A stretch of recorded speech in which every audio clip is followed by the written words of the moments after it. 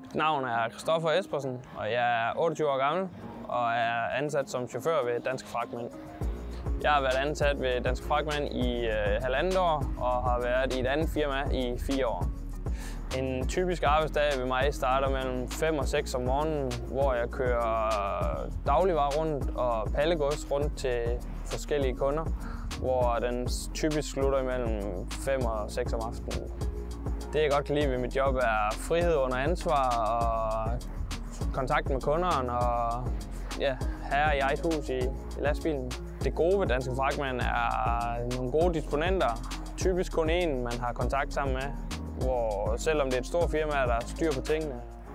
Kan du lide luft under vingerne og kontakt med kunderne og frihed under ansvar, så er chaufførjobbet lige noget for dig.